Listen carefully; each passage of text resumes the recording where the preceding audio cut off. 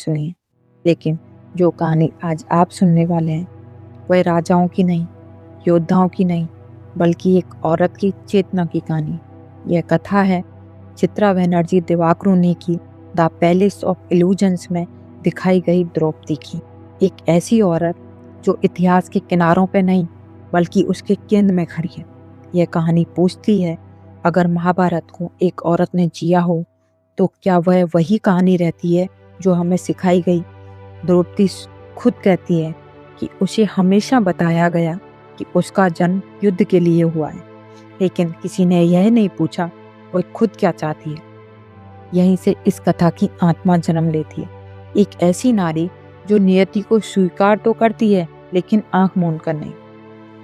द्रौपदी का जन्म अग्नि से हुआ था और उसी अग्नि की लपटें उसके स्वभाव में भी थीं। वह बचपन से ही सामान्य राजकुमारियों जैसी नहीं थी। उसे महल की सीमाएं घुटन देती थी। वह प्रश्न करती थी, सुनती थी, वह सब समझती थी जो औरतों को समझने से रोका जाता है। अपने पिता द्रुपद की महत्वाकांक्षाएं, अपने भाई धृष्टद्युम्न की युद्ध दीक्षा और कृष्ण की रहस्यमयी उपस्थिति, इन सब के बीच धीरे धीरे समझने लगती है कि उसका जीवन किसी साधारण विवाह सुख के लिए नहीं। कृष्ण उसके लिए केवल ईश्वर नहीं बल्कि एक ऐसा मित्र है जो उसे आईना दिखाता है, कठोर लेकिन सच्चा। स्वयंवर का दिन द्रौपदी के जीवन का बड़ा भ्रम है। बाहर से एक उत्सव है लेकिन भीतर से पिंजरा। वह जानती है उसे चुना नहीं जाएगा बल्कि जीता जाएगा। जब अर्जुन मछली की आंख भेदते हैं तो द्रौपदी प्रसन्न होती है क्योंकि वह असाधारण है, लेकिन उसी क्षण उसे यह एहसास नहीं होता कि यह जीत उसे किस कीमत पर मिलेगी। कुंती के एक वाक्य से उसका जीवन 5 हिस्सों में बढ़ जाता है। चित्रा बनर्जी यहाँ द्रौपदी के मौन को बहुत गहराई से लिखती हैं। वह विरोध नहीं करती क्योंकि उसे सिखाया गया है कि धर्म के सामने प्रश्न नहीं उठाए जाते, लेकिन भीतर कहीं कुछ टूट जाता है।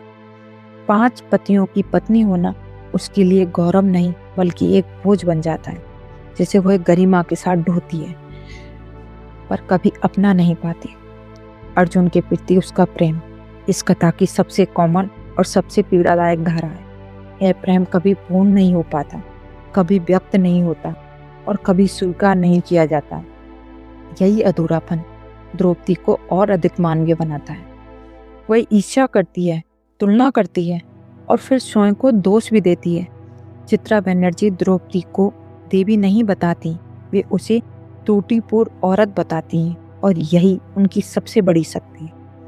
इंद्रप्रस्थ और माया महल द्रौपदी के सपनों का विस्तार है। यह महल केवल पत्थरों से नहीं बल्कि उसके आत्मसम्मान से बना है। यहाँ वह पहली बार स्वयं को एक साम्राज्ञी की तरह महसूस करती है। लेकिन यही महल भ्रम का प्रतीक बन जाता है। दुर्योधन का फिसलना, उसका उपवास, यह सब केवल एक क्षण है, लेकिन यही क्षण इतिहास को मोड़ देता है। बाद में द्रौपदी खुद स्वीकार करती है कि शब्दों की चोट तलवार से गहरी होती है।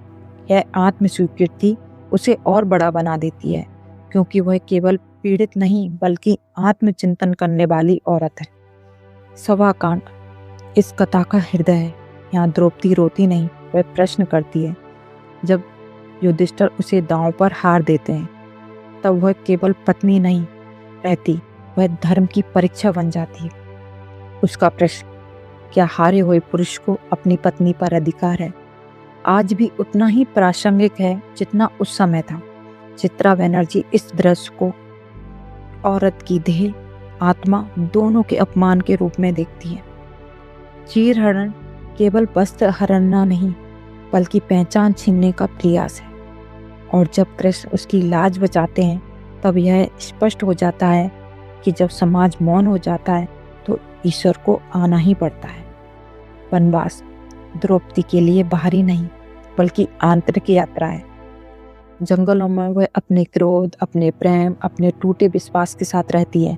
वह अपने पतियों से प्रेम करती है लेकिन उनसे सवाल भी करती है। वह कृष्ण से शिकायत करती है, भाग को कोसती है और फिर स्वयं को संभालती है।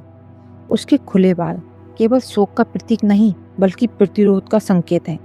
वह प्रतिज्ञा करती है और यह प्रतिज्ञा पूरे महाभारत की धुरी बन जाती है। युद्ध के समय द्रौपदी रणभूमि में नहीं होती, लेकिन युद्ध उसके बिना संभव नहीं होता। यह युद्ध सिंहासन के लिए नहीं, बल्कि उस प्रश्न के लिए है जो सभा में पूछा गया था। जब अंत न्याय होता है तब भी द्रौपदी को पूर्ण शांति नहीं मिलती। चित्रा बनर्जी यहाँ बहुत गहरी बात कहती हैं कि न्याय मिलना और मन का भर जाना ये दोनों अलग बात है। बदला इतिहास को संतुलित कर सकता है, लेकिन आत्मा को नहीं। कहानी के अंत में द्रौपदी पीछे मुड़कर देखती है, अपने भ्रम, अपने महल, अपने प्रेम, अपने निर्णय।